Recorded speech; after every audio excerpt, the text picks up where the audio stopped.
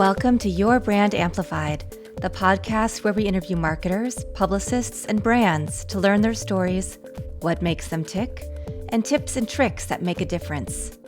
I am Annika Jackson, and I'm thrilled to be here with Tristan Thibodeau, who is a Forbes-featured brand strategist who owns an agency called Womn Haus. I love that name. And I've been so excited because I know we've been trying to have this conversation for probably about 6 months now. So I'm so glad that we finally made it happen. Thank you for being here, Tristan. I mean, is that not commitment though? 6 months. We've had this on the calendar for 6 months and here we are. I mean, I'm honored to be here. I could gab all day long about branding and marketing. So it is a pleasure to be here with you. Hey, I know you specialize in beauty.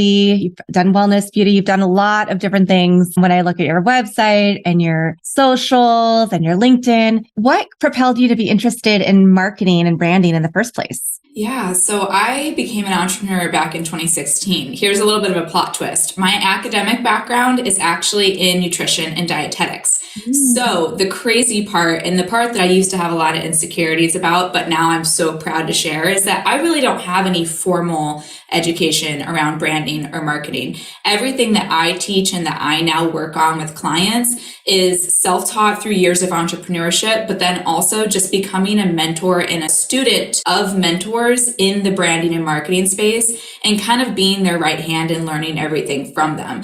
And that gave me a really unique perspective on marketing and branding in general. I know so many friends and so many colleagues that have a formal education in branding and marketing, and they always tell me, it gave me a really good foundation to just understand the landscape, but with how fast things change and with how specialized you need to become in order to really be able to serve people on a deeper level. I hear all the time that the way that I teach, the way that I speak, the way that I work, it sounds like I've been in the industry for 15 years. And that's just because I'm an incredibly fast learner. I'm a sponge. I absorb everything that I can possibly get my hands on. But I also take everything that I do through a lens of empathy first and foremost, trying to get into the head of your consumer beyond them being a consumer, trying to understand them as a person, trying to understand their needs, their wants, their aspirations, their emotional state, right? And that in and of itself is a skill that I feel really propelled me to get into marketing and branding. But the interest in and of itself comes from being a business owner and trying to serve your audience and trying to stand out and have your people find you in today's crazy, noisy world of social Google saturation. I mean, everything is just so competitive that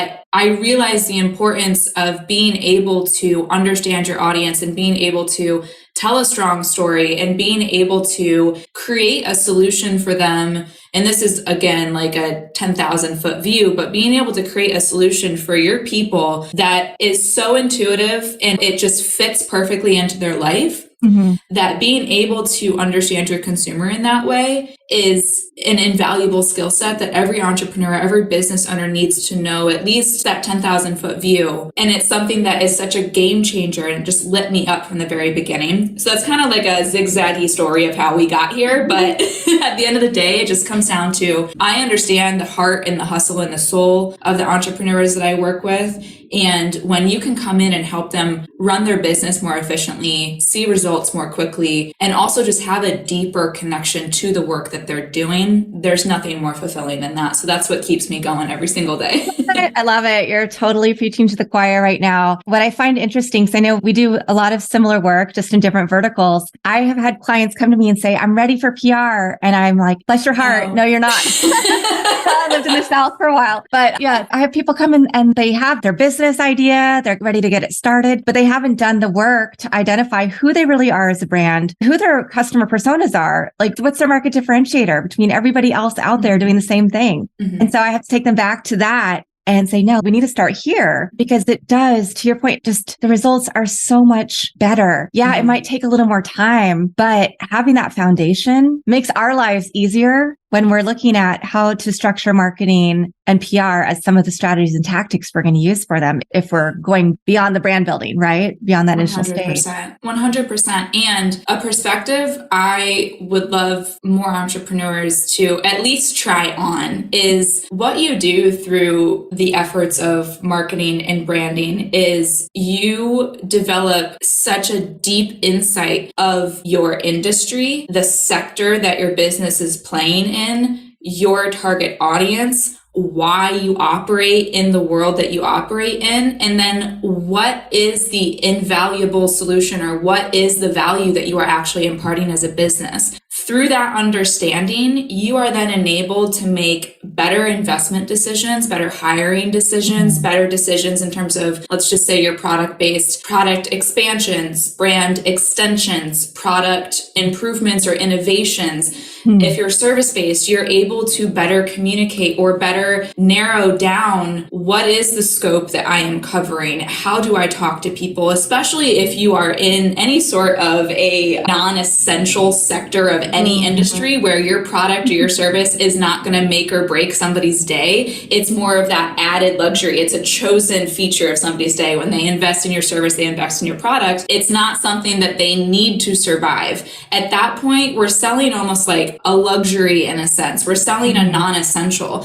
And when you have that deep understanding of all of the factors that I mentioned before, you're so much more empowered to navigate your industry and to not worry about what's going to happen in a year, what's going to happen in 2 years, because you can see the ripple effect of where you're trying to grow the brand and where you're trying to grow the business. And that all comes down to your brand strategy and understanding, how do I navigate in my industry? How do I navigate in my sector? And then how do I differentiate and stand out in a way that nobody else has done before? Yeah. And I imagine, especially with your market, that can be a little tricky. I mean, I know so many people who've started their own beauty brands and maybe they have some lipsticks, they have a limited line, right? And to me, I'm like, I love you. I love your products, but what is different about your product than everything else in the market? Or are you only doing it for this certain, is it because you want to be known in the city that you live in as somebody who has their own line? Like, what are the motivating factors behind that? And how far does that go? So I imagine, particularly in beauty and wellness, there can be so much of that. Beauty is the wild, wild west. And that's part of why I love it, because it moves fast. New products are launched hourly, daily. And with TikTok,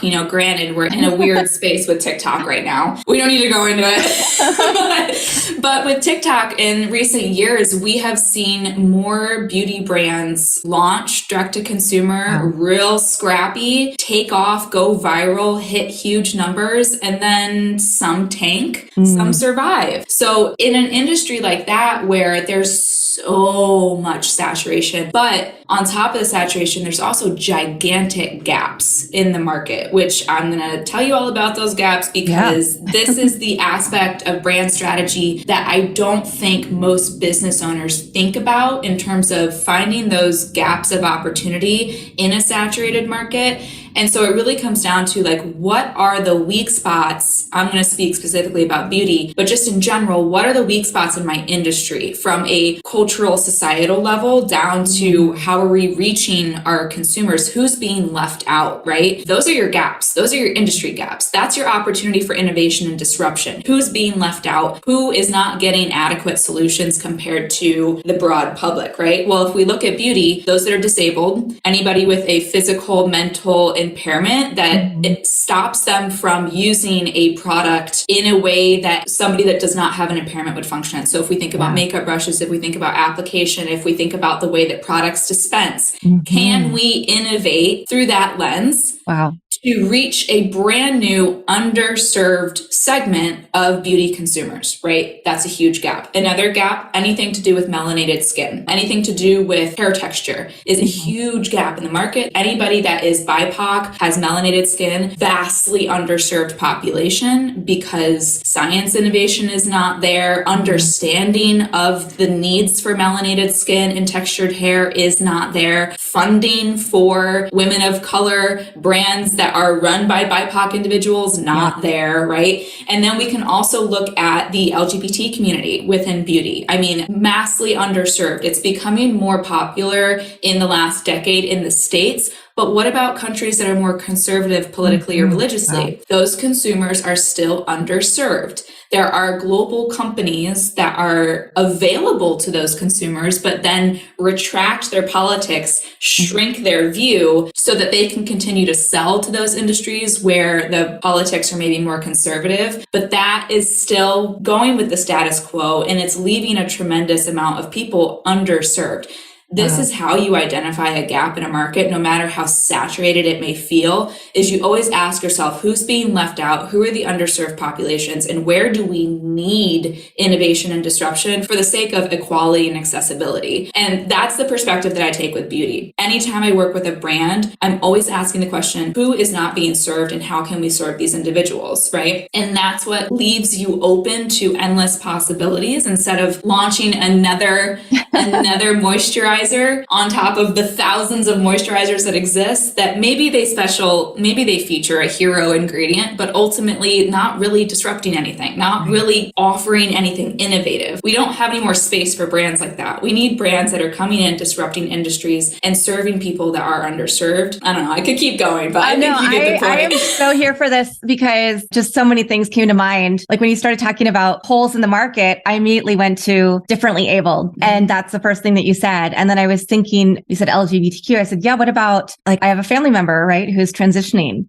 who probably doesn't know how to use makeup yet, isn't there yet, but just factors like that, where the everyday makeup that we get as cis-born women might not be the right tool, the right colors, the right, everything. And so definitely I see the disparity there. And then when you talked about that, it also brought me back to a beauty line in Houston, Gentry Kelly Cosmetics, where she coined cute and carpool. So another segment, right? Moms who don't have time to put on a lot of makeup. And she created this, like, here's your little package.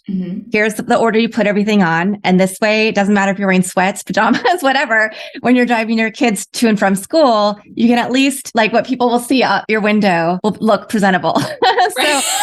So that's really clever because she did identify, and her segment is a lot of moms who are doing that exact thing. But all of these are not things that only apply to the beauty industry. These apply to anybody in any industry who is thinking about launching a product or service. And this is a great way to frame that conversation of, what are you doing differently? How are you different than everybody else out there? Are you finding those holes? Keep on bringing it. Yeah. And I mean, really what we're zooming in on here is there's a huge transitioning happening in the world of business and the world of marketing towards hyper niche marketing and hyper niche brands. There are so many huge conglomerates and huge corporations that are global, that are reaching the retail consumer that goes into Walmart, Target, what have you. But then there's also these hyper niche markets, which we're seeing a big transition towards people focusing in on a very specific segment within a sector, within an industry. So let me give you an example. Let's just say that we are talking about melanated skin. I'm working with a brand right now that's focusing in on hyperpigmentation and dark spots for melanated skin, because traditionally I've got them too. But for the difference with melanated skin is that most products bleach your skin. Most products that are on the market are bleaching your skin. Well, how can we actually heal that dark spot without bleaching the skin, right? So now we're speaking to women, and we're going to zoom in even more. Okay, we're talking to women that have melanated skin, that have dark spots and pigmentation. But now we're going to zoom into Gen Z. And now we're going to zoom into Gen Z that live in metropolitan areas. Wow. And now we're going to zoom into, right? So you keep niching down, you keep going down. And the purpose of that is not to box you in. It's not to limit your market size. It's actually to help you validate your market with a hyper niche segment so that you can create a product specifically for a unique type of person, test that product, get the hype around it, get the validation, start to see the sales come in. And then from that, guess what you've just done? You've just built out a brand that has proof of concept, that has validation, that has sales, that has a loyal community. Now you're in an epic position to pursue funding or to look for any sort of seed capital, or to take that concept to a larger organization and say, hey, here's our numbers, here's our data, here's our community. They keep coming back for more. They're ready for product expansions. We're ready to expand out of the United States. And that's kind of how you like zoom in on a problem, but then zoom back out to see the potential. And that form of like hyper niche marketing where you have your own, I mean, literally your own like micro community built around the brand itself, because at that level, you're able to quite literally come in and form a relationship with your consumer in a way that products, you know, the Doves of the world, the CeraVes of the world can't do because of their size. So I actually love working with small businesses for that reason, because you're able to just connect in a way that bigger brands can't. But it also, that connection gives you a through line to becoming bigger and to scaling. So that's really like a huge shift that we've seen, which is just so exciting. And it feels good. It feels good to the business owner and the entrepreneur to actually like have that heart connection to your audience. That's just where people want to go moving forward. Exactly. I mean, we know that people have wanted that authenticity. People have wanted to work with brands or buy brands or become affiliated with brands that have the same values and show up that way for them. But isn't that like everybody always says, focus on your brand values, focus on your point of view. And what ends up happening if people don't understand why that's so important is you kind of just have these like arbitrary words or arbitrary statements that like sit in a Google Doc or sit in a workbook or sit in a guidebook that really doesn't become part of the DNA, part of the blood, part of the life 100%. Force of your brand, right? And so if you understand why, you are quite literally with your brand building a little commune for people to come and join, right? That's the way that I think about it. It's like brands are like micro cities. You create the community, you create the image, you create the environment, you create the way that it feels. You create a manifesto, a credo, something that people have to buy into to be a part of your brand. And when you are at that size, you literally can live and die by whatever your credo is. And that's something that as you start to grow becomes more challenging to hold on to. It's not impossible, but as you start to get bigger into, let's just say like S Corp, C Corp places, right? You start to lose that because now you have more people that you have to teach that credo to, that then you are asking them to live and breathe that alongside of you. And that type of loyalty within your team, within your company culture, a lot of brands and businesses don't understand the value of it. But when you understand why consumers become loyal to your brand, it's not for a superior product. People haven't bought the quote unquote superior product for decades. They buy into the brand culture. They buy into the identity that you are selling through your brand, right? And if that gets lost at a company level, your consumer is going to lose that too. Like that is going to immediately cut your consumer off from the life force of your brand. And I think that's something we're going to see more and more of. I'm just thinking even through people I've worked with who went to their dream job, a company that was a B Corp that had, you know, D&I all over their website. And they got in there and they're like, no, everything they're saying is not their company culture. It's not how they actually behave. They're tokenizing me. They're giving me assignments just because I'm the squeaky wheel who says, hey, but we said we do this. Why are we not doing this? And quitting, either starting their own jobs or moving on somewhere else. And it's happening time and time again with these bigger companies, to your point, where I feel like it's harder for a bigger company to say, oh yeah, wait, we do have those values, and then try to ground that philosophy foundationally because they didn't start there. Whereas some of these smaller brands, it might get harder as they get bigger, but if they have that baked into their DNA, then they're also going to attract the right people to work for them who will carry that ethos through when they're talking, when they're doing sales or marketing or whatever aspect of the company that they're working on. Yeah, absolutely. And that is something, that's where you see those like lifelong consumers. And that honestly, Gen Z and even millennials as a generation of people have very low preference for sticking with the same brand. They go based on where they feel understood. They go based on where they purchase, and they become loyal to where they feel understood. They don't become loyal for purely the results or purely the price point or purely the features. Consumers go and stay with brands where they can latch onto the credo, the values, the vision that the brand is trying to create, which is not, again, the vision of your brand. Like, it's not just around what you're selling. It's around what is this brand trying to create in the world for everybody to get to enjoy. When your consumer can grab onto that, that's when you get that loyalty. You have to earn it. You quite literally have to earn it in a way that previous businesses and previous generations didn't have to, because they could compete on quality. They could compete on price. They could compete on features. We can't do that anymore. Now we compete on identity. Now we compete on affinity and insistence and literally building yourself into your people, your consumers' lives in a way that they can't imagine you not being there, right? It's a whole different ballgame and brand is at the crux of it, which is, again, this is just what lights me up about what I do. 100% agree with that. And I've had people who've had the same business for 20 years, whether it's SEO, website, digital marketing. We know that's changed a lot in 20 years. And then revisited their brand and gone, oh yeah, we're not even reaching the people that we really want to be speaking with. And they've had to tool everything about brand, even though they're in the same industry. They just realized like, wow, we really lost sight of who our target market was and how we're reaching them and who we want to show up as and how we want to show up and what we're sharing. So it's always important to me. I always tell people, even if you've done the work, go back to your brand, revisit. Don't be afraid to do another SWOT analysis, revisit your customer personas, all of that, because those things might change. And we know technology is changing so fast. I mean, 6 months ago, 8 months ago, we were using AI a little bit, but not talking about it every day in conversation or getting emails with different trainings on how to use AI for marketing or PR. Or I also teach university, or how do you make sure that your students aren't using AI to write their papers? Like all of these different issues. I literally saw that the other day. It was like, Google, write 1,000-word essay on global warming for me, and it did it. I'm like, no, plagiarism.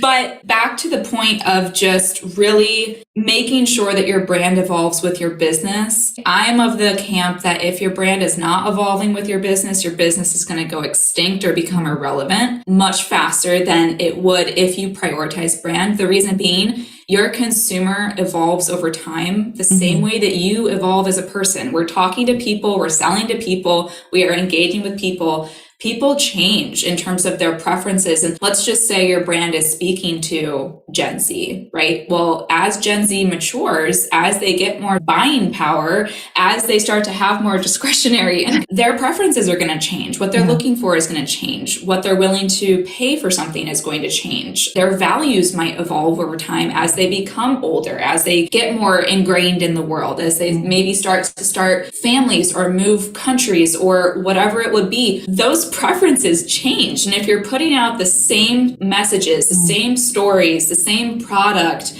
with little to no understanding of how your consumer is maturing, you're going to go extinct, quite literally. Yeah. So let's take a little step back. I'd love for you to talk about the name Wild Women Haus. How did you come up with that name? Yes. I love it. So I love it too. It's funny because the spelling trips people up, but I love the story behind it. And it's a story that there's a lesson in this and explanation in this all in one. So the story behind the name is the wild woman is actually an archetype of feminine energy. So we're going to get a little spiritual here. Go for it.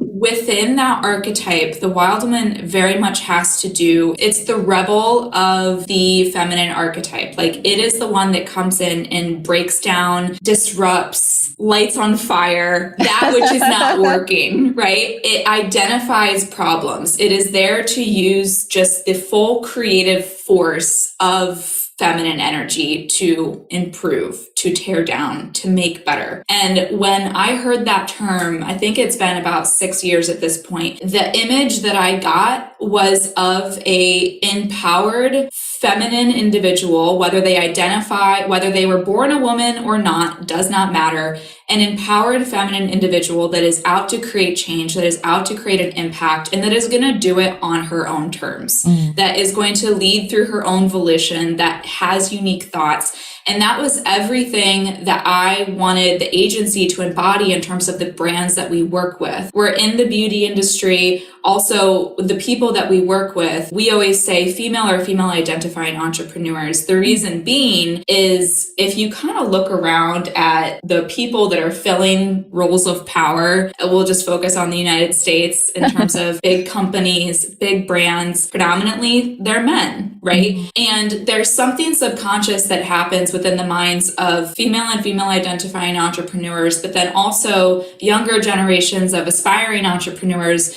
when all they see is men in positions of power. Right. It's changing. that has definitely changed. It's definitely evolved, but it's not good enough. We're not there yet. And so the name behind the agency was a statement. It was also a philosophy, and it's an identity. When you become a client of Wild Woman Haus, you accept that Wild Woman identity. And the lesson here is all of my community, for myself on all of my social, but also people that pay attention to the agency. One of the most common things that we hear is, I want to be a wild woman. How can I work with you? How can we work with the agency? It's a identity that our clients recognize within themselves. Yeah. And it's then something that they get to take on when they become a client and proudly share that with the world, right? That source of identity and recognition that people feel when they hear the word wild woman and when they see it represented as an agency, it's like, oh, that's me.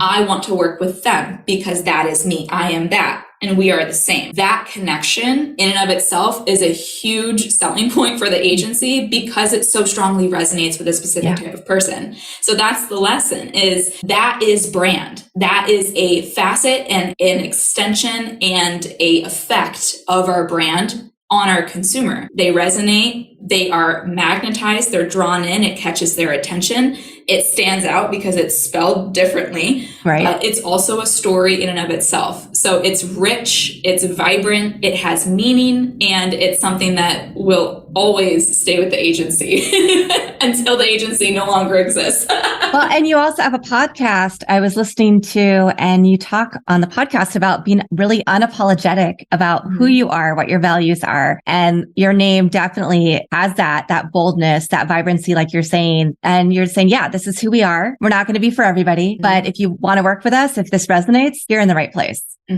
Yep, absolutely. And that unapologetic angle is what got me featured in Forbes, is taking on that angle with branding in terms of say the polarizing thing, like position yourself in a way that nobody else has done before. Serve the people that are being left out, disrupt, stand out, innovate. That is how we run the agency. That's our focus with all of our projects, because we know that that disruption angle, that attention to who's being left out, is how you stand out. No matter how saturated your industry is. That's how you create change as well. That's how you problem solve those big existential problems that we deal with as a culture, as a society. That's how you use your brand and your business to tackle that. And I think that's absolutely beautiful. That is such a soul-driven, integrity-validated way to run your business. And I think everybody should be running their business that way. Same. I definitely have had times where I've worked in, I've had my own agency. I've worked for other people. I've worked in-house for companies. And I definitely had points where I was like, wow, this does not resonate. The values, the clients I'm bringing in, yes, but the other clients, I can't be part of them. And I had to make an exit, right? When it doesn't feel right, when you are in those positions, I think erring on the side of just getting yourself out of those situations, working with people who really are aligned with you, you go so much further, faster. There's a calmness and excitement at the same time, because you feel like you're seen, heard, and validated. Absolutely. You were in beauty and wellness. First, you had your other business, and then you moved into your agency. And what drew you into deciding beauty was where you wanted to be at? Yeah, so there's a couple different reasons. From a philosophical standpoint, beauty is something that really embodies and represents a culture. It's kind of like a mirror for what's going on culturally and societally, which I always find fascinating. I grew up in the beauty industry. I'm surrounded by beauty professionals. I quite literally grew up in a salon with my mom sweeping her hair as she was doing haircuts. So it is part of me, but also as sort of like a psychological component, it really showcases the problems, the mindset, the emotional state, the progress of a culture based on how beauty is represented. It showcases the values of a culture, which is just so beautiful to me. It's kind of a way to be an anthropologist and a marketer and all of these different things all in one. So philosophically, that drives me 100%. I find beauty fascinating for that reason. Also, I think it's such a great opportunity to address the larger cultural issues that exist within a culture, to be able to highlight, like I was talking about, who's being left out, Who's being excluded from this? Who's being underserved? From a business standpoint, the beauty industry is projected to hit the trillions by 2025. So we are in 2023, that's 2 years, which means there is a massive amount of growth that is happening and going to continue happening, which if I care about solving larger problems and there's an industry that is projected to grow, that tells me that there are going to be so many new people entering into that arena, which means there's a huge opportunity to make a really big difference in this industry and to really make sure that the people entering that we take on as clients are doing so with integrity. They are doing so from a place of genuinely wanting to serve and create new solutions for problems that haven't been solved. Yeah. And that in and of itself is just intoxicating. I'm like, I want a piece of that pie, let me in, but also I want to help move this industry in the direction that it needs to go.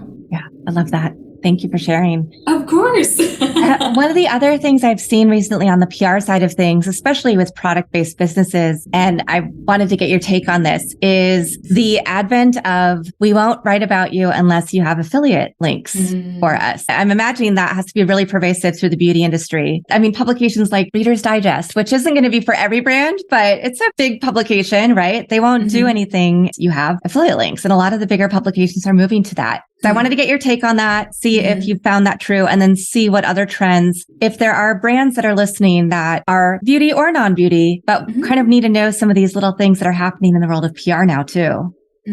Well, I personally can't say that I've seen that specific thing happen a lot in the sense of brand or editorials or press not being willing to feature you unless you have an associated affiliate link.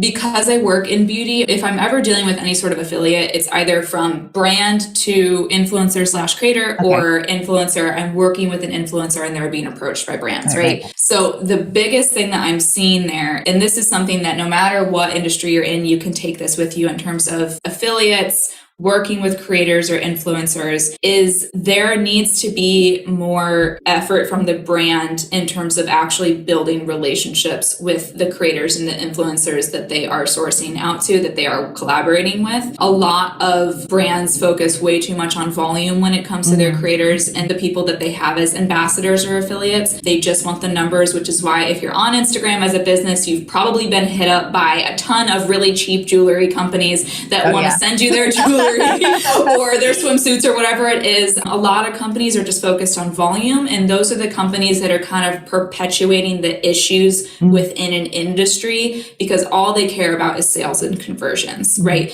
They're not caring. They don't care about relationship building. They don't care about the quality of the content. They just literally are looking for that exposure. They're like, how many views on this can we get? That's all that's cared about. However, because I work with beauty influencers, I get to see the brands that just absolutely crush it in terms of taking care of their people.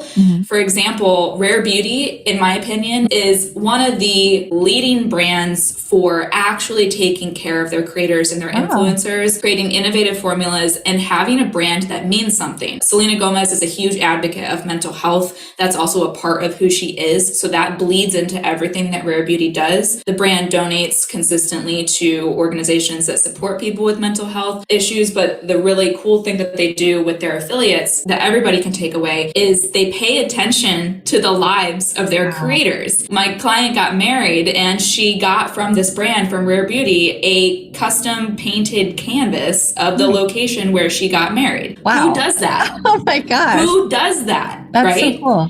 But guess what that just did for my client who is the creator? She's in love with the brand. She respects them. She will probably jump over any sort of hurdle necessary because they have taken care of her, because they've shown, hey, we value you as a person. You're not just a number. You're not just a advertisement. You're not a walking advertisement. You're a human. We want you to genuinely enjoy and stand behind the brand. They're not doing that as a form of manipulation. It's saying, hey, we value you as a person. Here's a really thoughtful gift. Right? Those little things, paying attention to birthdays, paying attention to holidays, paying attention to big life events. If you're having a baby, if you're getting married, if something, right? If brands can pay attention to their creators and their influencers in that way, that's when you see your influencer spend become more effective because when the influencer talks about your product or your service, whatever it is that they're an affiliate for, they mean it. They care. It comes from a different place. They're not just trying to bang out a script. They're genuinely sharing what they love love about the brand, consumers can feel that. That all comes back to that authenticity that we are all craving. But guess what? That starts from the brand, right? Filtering down into the creator, filtering down into the consumer. It's a chain effect that we just can't ignore anymore. So I can't speak specifically into your question, but just in the realm of influencers, creators, and affiliates, that's something that every brand can keep in mind and pay attention to, is take care of your people. So important. And to that point, not just with influencers and taking care of your people, taking care of the people who sign up your email list. If you're asking for their birthday, it's in your system. Just have automated emails go out saying happy birthday, here's a coupon or a free gift or whatever it is. It's easy to standardize those things and just create those automations. But a lot of brands collect a lot of information on us and they don't do anything with it. So make sure that you're nurturing your consumers, because they will become lifelong lovers of your brand, or at least as long as they're in that phase of their life. Amen.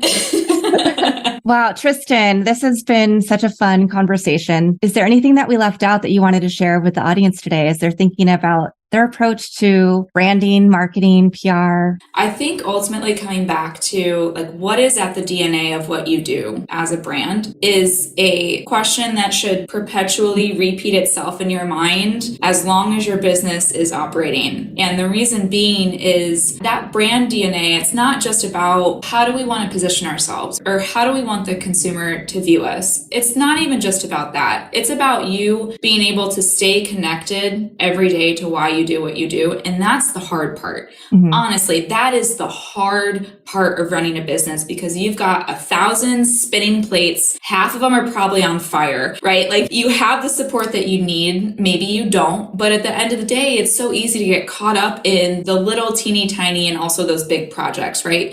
But if you can find that anchor in terms of why you do what you do as a brand, what are you out to create in the world? What change are you trying to create? Who are you serving and why do you care about them so much? If you can stay connected to that, you're going to be able to make better decisions throughout the whole lifespan of your brand. And your brand is going to evolve in a more meaningful way that's actually serving the people that it's set out to serve, instead of creating solutions that nobody cares about or that are just replicas of what already exists. So that would be the biggest thing. And that, like I said, it's one of the most simple, but also complex and difficult things to remind yourself of every single day. Is why do we do what we do? Yeah. And what is the easiest way for people to reach out, to follow you on socials or learn more about all the things that you do from your website? Yeah, of course. So if you're like, I don't know where to start, the website is a great jumping off point. I'm sure that will be in the show notes. It's wildwomanhouse.com. You can find our socials, our blog, our podcast, basically all the fun things on the website. Otherwise, if you're like, no, I just want to come hang out with you on social, find me on TikTok. I am super active on TikTok. It's Tristan.wildwomanhouse. Same handle for Instagram, but TikTok is definitely where I prefer to hang out these days. Oh, interesting. I'm going to have to definitely check it out. And my last question, do you have a mantra, a favorite quote, or some words of wisdom? It kind of changes based on what I'm needing to focus on. But the one right now is this moment is perfect.